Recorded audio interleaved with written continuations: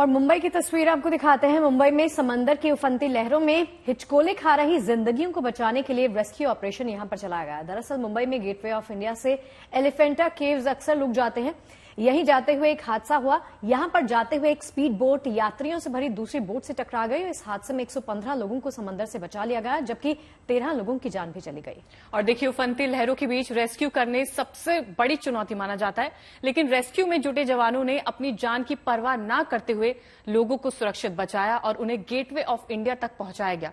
इस rescue operation में नौसेना, तटरक्षक बल, येलो गेट पुलिस और स्थानीय मछली पकड़ने वाले नौकाओं की मदद से राहत और बचाव कार्य को अंजाम दिया गया।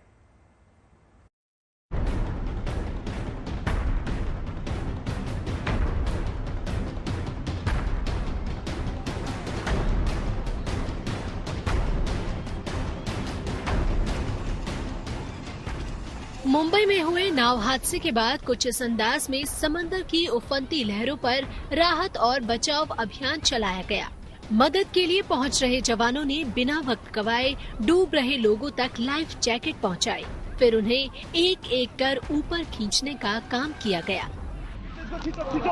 गेटवे ऑफ इंडिया से एलिफेंटा की तरफ जाने वाली एक पैसेंजर बोट जिसका नाम है नीलकमल, वो यहाँ से ही निकली थी, इसी धक्के से निकली थी, इसी जेट्टी से निकली थी।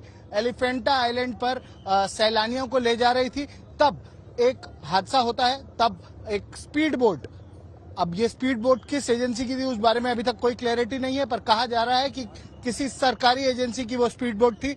वो नीलकमल बोट से टकराई, उसकी वजह से नीलकमल बोट कैप्साइज हो गई, डूबने लगी।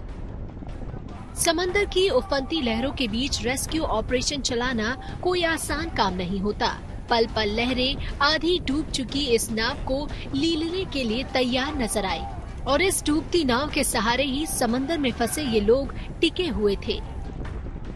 बचाव कार्य में navy, coast guard, Mumbai marine police के बोट्स और जो फिशरमैन हैं उनके बोट्स का भी इस्तेमाल किया जा रहा है। बोट के साथ जो हादसा हुआ नीलकमल बोट के साथ, वो उरन कारंजा के पास हुआ था। हादसे की जानकारी मिलते ही कोस्ट गार्ड, सीआईएसएफ की पेट्रोलिंग टीम और कोस्टल पेट्रोलिंग पुलिस के जवानों ने मौके पर पहुंचकर मोर्चा संभाल लिया। ये जवान समंदर की उफनती लहरों को चीरकर हादसे वाली जगह पर पहुंचे और रेस्क्यू ऑपरेशन शुरू किया।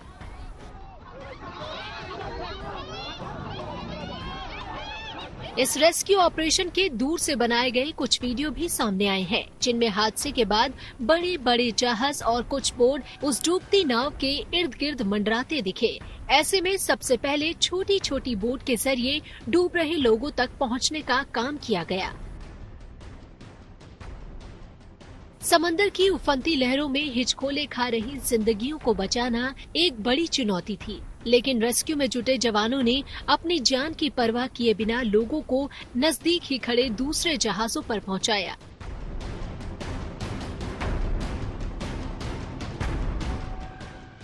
बाद में नाव हादसे में रेस्क्यू किए गए लोगों को मुंबई के अलग अलग अस्पतालों में भर्ती करवाया गया। ये हादसा उस वक्त हुआ जब गेटवे ऑफ इंडिया से नीलकमल बोट बीच एलिफेंटा जा रही थी। तभी उत्तरण के पास अरब सागर में बूचर द्वीप के पास नौसेना की गश्ती स्पीड बोट ने सवारियों से भरी इस नाव को टक्कर मार दी। इस जोरदार टक्कर से नीलकमल बोट पलट गई और पानी भरने के बाद नाव डूबने लगी। ये सब इतनी तेजी से हुआ कि लोगों को संभलने तक का मौका नहीं मिला, लेकिन रेस्क्यू टीम के तुरंत पहुंचने से हालात को काबू में कर लिया गया। बताया गया कि नेवी की जिस स्पीड बोट से यह हादसा हुआ, उसका इंजन ट्रायल चल रहा था। ऐसे में आशंकाएं जताई जा रही है कि इंजन में किसी गड़बड़ी की वजह से ये हादसा हुआ। मुंबई से दिवेश सिंह के साथ bureau report, good news today.